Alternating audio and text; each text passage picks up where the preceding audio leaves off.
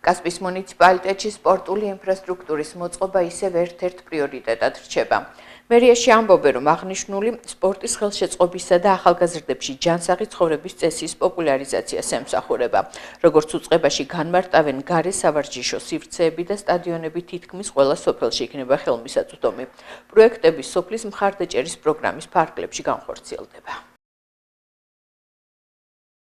ბოლო 3 წლის მანძილზე მუნიციპალიტეტის დაფინანსებით აშენდა სტადიონები, რომელიც ხელოვნური საფარით არის დაფარული და რომელიც ხელს უწყობს სპორტის განვითარებას კასპიის მუნიციპალიტეტში.